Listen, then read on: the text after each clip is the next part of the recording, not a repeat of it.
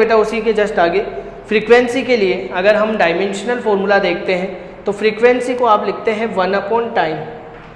तो टाइम के लिए अगर डायमेंशन देखते हैं तो कितना आता है बेटा t1, तो ये हो जाएगा 1/t1। तो इसकी डायमेंशन कितनी हो जाएगी बेटा m0 L0 t की पावर -1।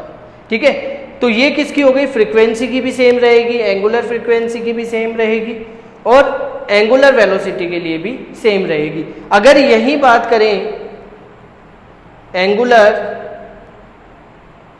एक्सेलरेशन की, तो एंगुलर एक्सेलरेशन को आप लिखते हैं बेटा एंगुलर वेलोसिटी अपॉन टाइम। तो बेटा एंगुलर वेलोसिटी की तो है t-1, यहाँ पे टाइम आ गया t1, ये ऊपर जाएगा तो कितना हो जाएगा m0 L0 t की पावर -2। ये किसकी आ गई बेटा एंगुलर फ्रीक्वेंसी की भी, सॉरी एंगुलर एक्सेलरेशन की भी आ गई।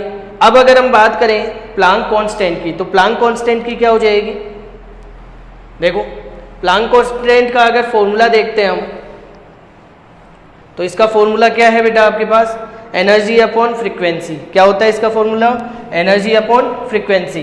तो एनर्जी के लिए आपको पता है कि m1 L2 t की पावर -2, फ्रीक्वेंसी की कितनी होगी बेटा t-1, ये ऊपर जाएगा तो ये माइनस है यहाँ पे, तो ऊपर जाके क्या हो जाएगा बेटा प्लस हो जाएगा, तो m1 L2 t की पावर -1।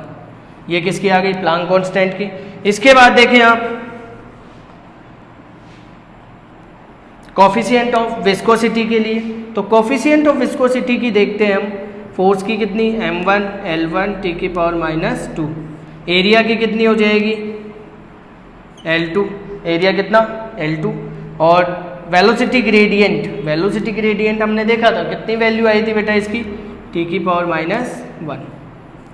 इसको सॉल्व कर लीजिए तो कितना आ जाएगा m1 L-1, ये ऊपर जाएगा तो t की पावर -1। ये किसकी आ गई कोफिशिएंट ऑफ विस्कोसिटी की आ गई।